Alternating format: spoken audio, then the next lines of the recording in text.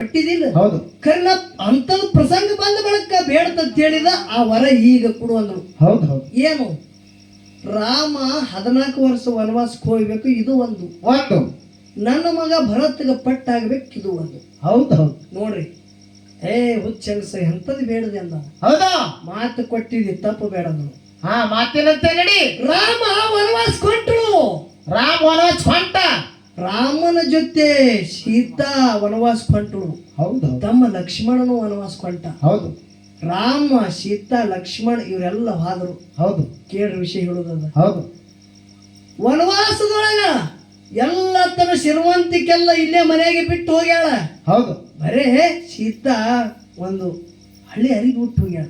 ಹೌದು. ಹಳಿ ಸೀರೆ ಉಟ್ಟು ರಾಮನ ಬೆನ್ನತ್ತಿ ಹೋಗ್ಯಾಳ. ಹೌದು. ರಾಮ ಒನಕಲೆ ತೊಟ್ಟಾನ. ಹೌದು. ಒನಕಲೆ ಅಂದ್ರೆ ಏನು? ಏನ್ರಿಪ್ಪ?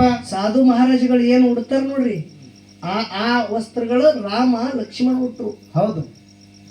ಕಾಮ್ಯಾಖ್ಯ ವನದೊಳಗ ಪಂಚವಟಿ ಒಳಗೆ ದಿನ ಕಳೀತಿದ್ರು. ಹೌದು. ಒಂದು ದಿನ ರಾವಣನ ಮಂತ್ರಿ ಇದ್ದಂತ ಮಾರೀಚಂಬು ರಾಕ್ಷಸ. ಹೌದು. ಸೀತಾಗ ರಾವಣ ವಶ ಮಾಡ್ಕೊಂಡಿದ್ದ. ಹೌದು.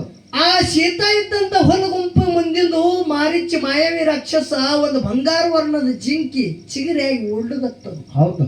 ಸೀತಾ ಏನಂದ್ರ ಗಂಡಗ ಏನಂದಳು? ಅದು ಬೇಕು ನನಗಂದ್ರು. ಹೌದು. ಆ ಜಿಂಕಿ ಏನು ಓಡ್ತದ, ಆ ಜಿಂಕಿ ನನಗೆ ಬೇಕಾಗ್ಯದಂದ್ರು. ಹೌದು. ಅವಾಗ ರಾಮ ಬೆನ್ನತ್ತಿ ಆದ. ಹೌದು.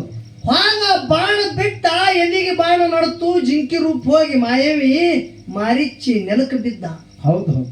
ಮಾಯದ ಆಟ ಮಾಡಿ ರಾಮನಂಗೆ ಧನಿ ತೆಗೆದು ಲಕ್ಷ್ಮಣ ಲಕ್ಷ್ಮಣ ತಿಳಿ ಕೂಗುರುಗತ್ತದು. ಹೌದು ಹೌದು. ಅವಾಗ ಸೀತಾ ಕೇಳ್ತಾಳ ಹುಲ್ಲು ಗುಂಪದಾಗ, ಲಕ್ಷ್ಮಣ, ಲಕ್ಷ್ಮಣ, ನಿನ್ನ ಅಣ್ಣಗೆ ಏನ್ರಿ ಆದಂಗೆ ಕಾಣಿಸ್ತದ, ನಿನ್ನ ಅಣ್ಣ ಸಂಕಟದಾಗ ಇದ್ದಂಗೆ ಕಾಣ್ತಾನಪ್ಪ, ನಿನ್ನ ಅಣ್ಣಗೆ ರಕ್ಷಣೆಗೆ ಹೋಗಿ. ಹೌದು ಹೌದು. ಅವಾಗ ಲಕ್ಷ್ಮಣ ಅಂದ, ತಾಯಿ, ನನ್ನ ಅಣ್ಣ ಜಗತ್ತದ ಒಡೆಯಾನ, ಏನೂ ಆಗೋದಿಲ್ಲ ಅವನಿಗೆ. ಪರಮಾತ್ಮನ ನನ್ನ ಅಣ್ಣ ಏನು ಆಗಂಗಿಲ್ಲ, ನನ್ನ ಅಣ್ಣ ಜಗತ್ತೇ ರಕ್ಷಣೆ ಮಾಡೋ ತಾಕತ್ತ ನನ್ನ ಅಣ್ಣದೇನ. ಹೌದು.